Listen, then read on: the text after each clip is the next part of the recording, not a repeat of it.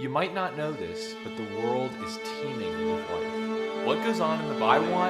There's something special about growing, and this particular. the mind has endless capabilities. There's a lot of Heavy metals interrupt their DNA. ATP synthase.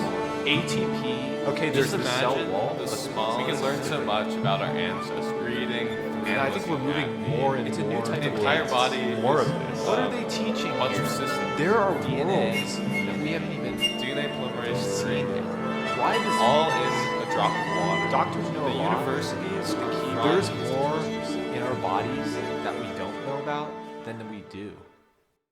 Welcome back to Welcome back. Beyond Being Well. I'm Dr. Ryan Keegan, not And a doctor though. And I'm Dr. Cy Szynski. What did you say, Sai? Szynski, my last name. No, before that, you said doctor. Did I? I mean, did you realize that? That's sort of my name. Well, you know, well, you're not actually a doctor, right? So it's sort of this honorary doctors. We're both talking about science. Dr. Cy Szynski, Dr. Ryan Keegan.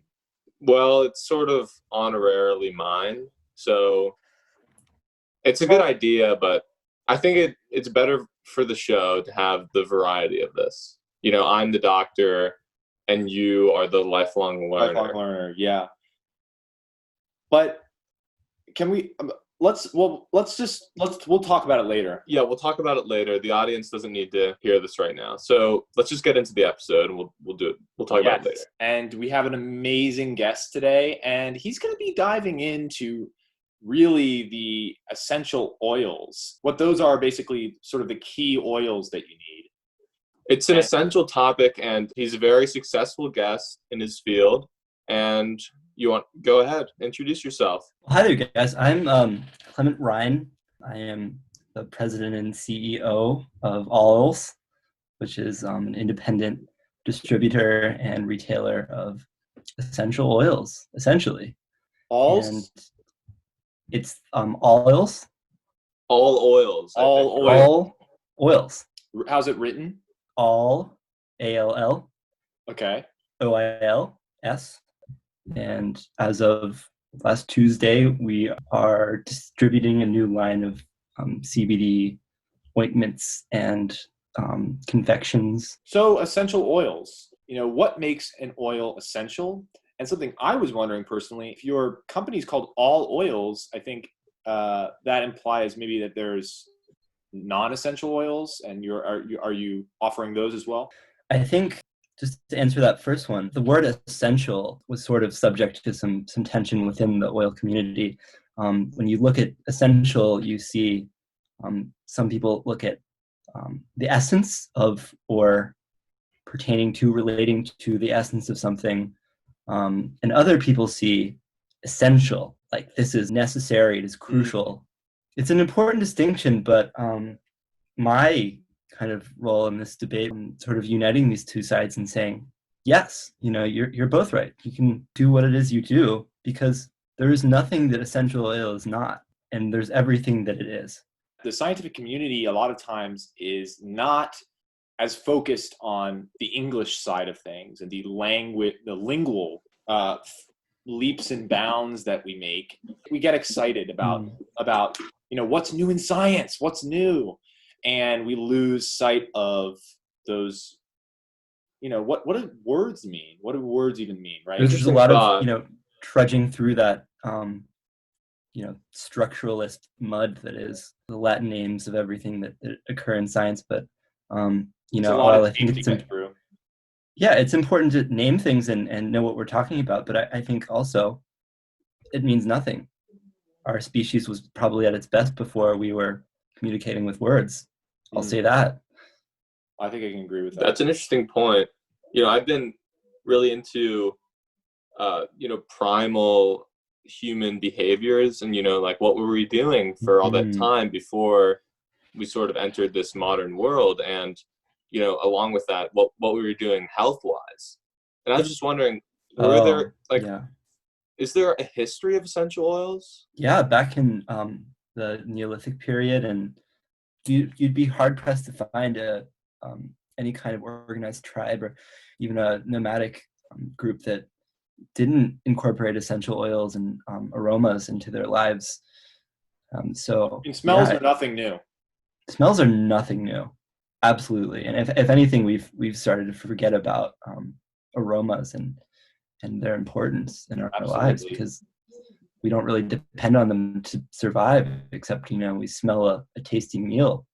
We're too visual and auditory these days. We're so visual. We're too Absolutely. visual and too auditory. I mean, I'll be the first to say it. It's just pitiful, really. Yeah, I think there's a lot in smells that's yet to be explored, and I'm really excited to be on the front lines of that and on the verge of new discoveries there. If you don't mind, Clement, if we get into your personal life a little bit, I was just wondering, what is your daily essential oil routine? Just because, through my research, I've come to find that there are some daily do's and some daily do nots of essential oil. Yeah, well, when I say there's no wrong way to use essential oils, that's what I tell a lot of my clients. That's true to an extent, but there are some serious ways to harm yourself when it comes to smells.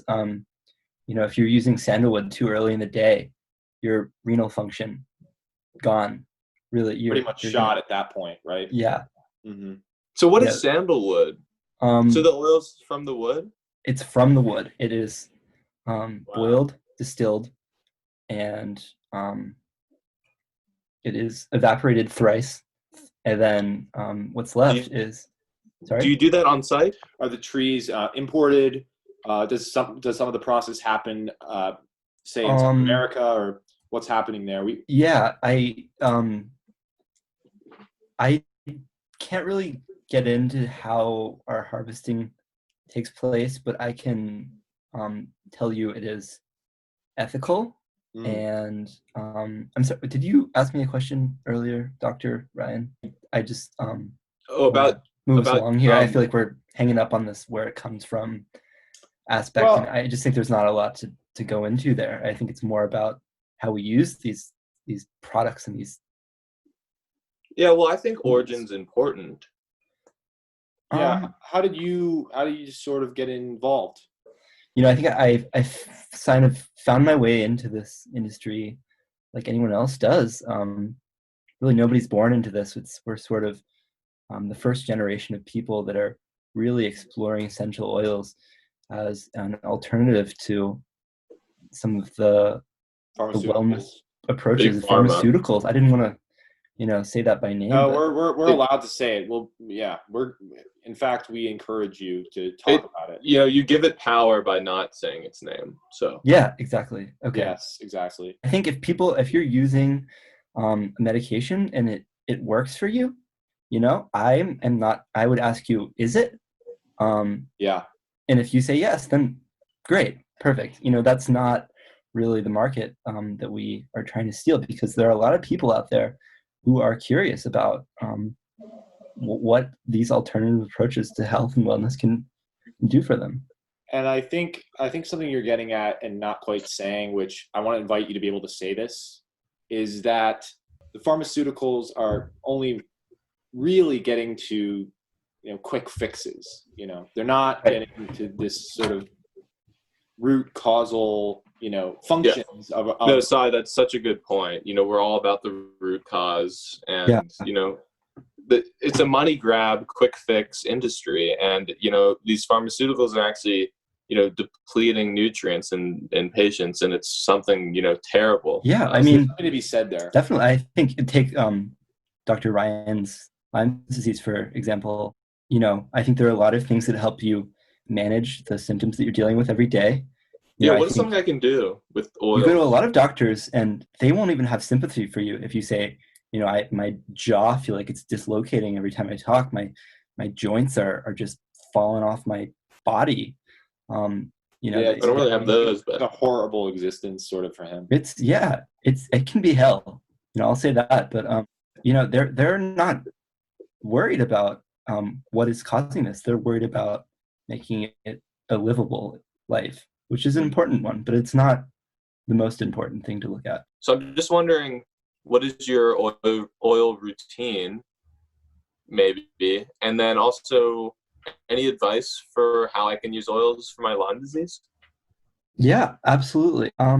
So I would say that the smell of my childhood was very much one of citrusy things. So I always start with sprigs of orange zest and lemon and even some rose water. So that's sort of how I promote my energy in the morning. Sort of a rebirth there. Sorry. Yeah, and as anxiety, something Such a big issue. and I am not immune to that. I mean, sure, I don't experience anxiety anymore. I haven't for 5 years, but that doesn't mean it's not something I have to look out for.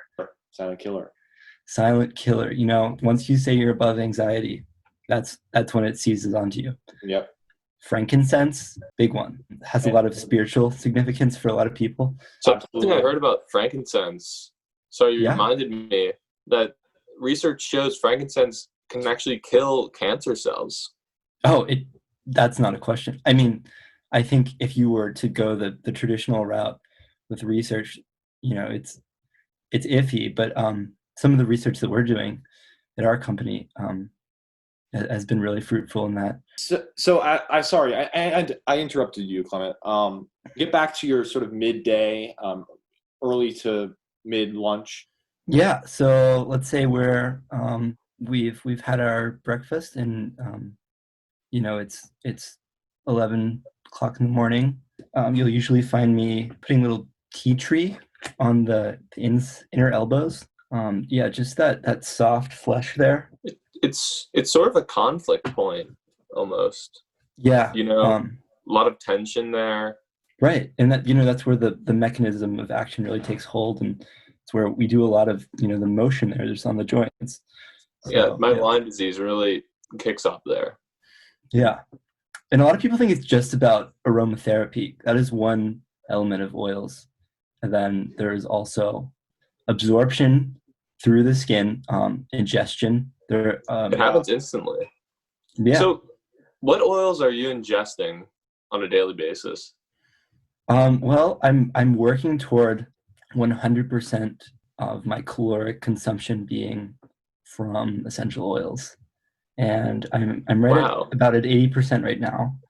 And that's incredible. I would say a majority of that is from rose water. Just to be a devil's advocate here, something we're finding more and more is, fruits and vegetables, unfortunately, have a bit of toxicity. A lot of these oils are coming from, fruits, vegetables. Yeah.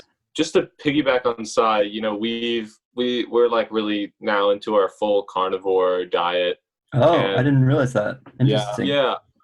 Which is exciting that you've eliminated other foods, but you're still getting the essence of plants. So yeah. Well, I think when you're looking at some of the more harmful agents in these vegetables, you're looking at the alkaloids and some of the heavy metals, and I think the process of extracting the essence from something is in effect neutralizing some of those more harmful agents. That's reassuring because it's all about the distillation process. It's all about distillation. Yeah. So Clement, I was wondering, sort of a practical thing we could do on the show that, gets a lot of information out quickly to our audience is sort of, a bullet list of a function and an oil. I was thinking Sai and I can take turns, and then you say the best oil for whatever our question is. And you do it as quick as possible too. Sort of like okay. It might be hard. There are some that have multiple uses. Feel free to, do doubles, repeat. Yeah, double up. Doesn't have to be one. But we would appreciate you giving our audience variety. So if you can not repeat, I would prefer that. But all right, if you're ready, I'll start with the first one. Oil for sleep. Sleep. I love to go with my eucalyptus oil. I call it the Euc nuke. I need to just immerse myself in a cloud of eucalyptus, and I get a great night's rest. Mm. Is that a harsher one? It has a very potent smell, Like a but, numbing kind of sensation. it's Is it sort of a numbing to gentle sleep? in a way. I would numbing say, a lot of people are sleeping to run away from something, and I think you have to make sure that your sleep is, it's active sleep and it's intentional and it's deliberate. So Wow. yeah, we actually I talked go about with that 2 episodes ago. Yeah. really, yeah. Yeah, we've covered that kind of I'll stuff. have to check that out. Yeah, You haven't been listening? I've I tune in every now and then. You're a busy man. We know this. All right. So, Sai. What would your oil be for if you are having indigestion? Jasmine, it's got to be jasmine. Mm. There's no question. Yeah, jasmine oil. So what does that actually do, like in your body? Well, jasmine oil is going to bind to those stomach proteins in a way that is emboldening to them, sort of. So the lining of your lower intestine specifically. So it's helping with leaky gut. Yeah, it's going to improve the capacity of the stomach lining. A lot of people have like bile just leaking out of their stomach into their body, and you can just see it's that a sewer in there. toxin. It's always a sewer though, but it needs to be a sewer that's working and functioning. A sewer with a lid on it. We want like a Roman aqueduct kind of sewer system, but sometimes we're looking at dilapidated, rusty pipes. So something that this just brought up to me is, you said jasmine oil is helpful for indigestion. Well, actually, so is jasmine tea. And, I don't want to bring this up really, but I'm in the middle of starting not starting, but, He tried to start. Seems like you do want to bring it up. Interesting. Yeah, I'm sorry. Really quickly, I'll just bring it up. I was trying to start a tea company and, things fell through the cracks. The financing didn't really come in. And so it's fallen to the wayside. I'm trying to get an investor in to kind of pick up the slack. But anyway, why wouldn't you just have tea? Why were you having jasmine oil when they kind of have the same capabilities, or, one is, tastes good? Yeah, well, so I think there are a lot of dangers when you're looking at tea, as a matter of fact. What's the mechanism for diffusing those tea? The modern tea bags, and you're looking at billions of microplastics parts per million. It's not even. Not ours, but yes. Not yours, right? Well, because yours aren't even made. It's not a sweeping statement, but I will say we're working on the vast majority of teas are toxic. My blueprints for the bag we talked about this before, that tea, just like any plant, is toxic. Maybe getting back to that like sort of bullet list of oil uses. Someone with Lyme disease, what do they do? What oil? Yeah, I would gotta say, if you're using patchouli, you don't have Lyme's disease effectively. I think it's really optional in this age, in a society that has access to patchouli. When I hear somebody say I'm struggling from Lyme disease, I think, are they using patchouli? What oil is that you say? Patchouli? Patchouli. And what is that from? It's derived from the patchouli leaf. Plant. Yeah, but it's distilled. Oh, right. It is distilled. It is. Yeah, it's how you're absolutely distilled. Yeah, you don't want to eat a patchouli leaf. If you don't mind, before you go, if you could just give us, a top 5 list. Yeah, of the most essential oils. When you ask me that, I think I would say chamomile oil. It's got to be number 5, maybe tied for 5th. That's a tea. With sage. And then I would go to basil oil, and it's something we think of as a food enhancer, but it has a lot of potential as aromatherapy and otherwise. But we could use the oil and maybe and it can be used in cooking, correct? The oil itself, If it's distilled. and that would be yes, and that would be distilled oil as That would be opposed to using distilled. the leaves, Yeah, which okay. are toxic, right? So So where was I? Number I 3? think you were third one. Yeah, Number third. 3. Yeah. Lavender. We're when we get into lavender, you're at the the bearers of life itself. I hear the most about lavender, if I'm being honest. It seems a little bit mainstream, but you're saying it deserves that spot. For a reason. Yeah, I think it's it's gotten its due praise. Yeah. And then I would go to eucalyptus, number 2. I think it's earned that spot. It's excellent for channeling your sleep and directing you to live a life that is filled with purpose. It's an informative oil. So it really carries a beautiful message. Yeah. It sort of like earned its spot up there. Yeah, in all of the great myths, you see eucalyptus coming up constantly. There are a lot of like literary archetypes that we're finding in these oils and just the spirit of them. That's it's interesting. It pervasive sounds in all of of human like a history. Greek name, even. Yeah, eucalyptus, right. All right, let's get to number 1. I'm really This might be sort of my aromatic fingerprint that's biased. Yeah, so I've like I told you in the beginning, I've always been sort of inclined toward citruses, but especially the orange oils. I think they've done massive things for my life. I owe my marriage and my career to orange oil. Yeah, and I'm glad you say that because I've honestly been missing oranges, so it'll be good to get that back, through oils. Yeah. Through oils, yeah. Yeah, they say the carnivore diet's impossible, but now with like the addition of oils, I think it's extremely achievable and attainable for people. I can't wait to sit down, in a few weeks after I've ordered some of your oils, and right in front of me is a big plate of steak, and next to it a few vials of orange oil. That's going to be an exciting thing to see, to witness. Yeah, I'll be visiting your website. Believe me. Yeah. I'll be getting petroleum. We're sort of on back order right now.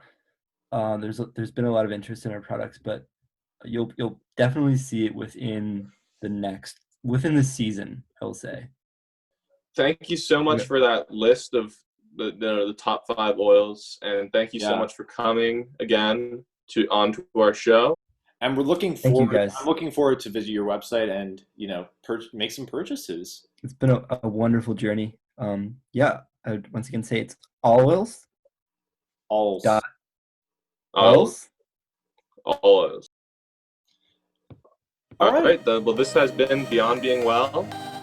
I'm Dr. Ryan Keegan. And I'm Cy Szynski.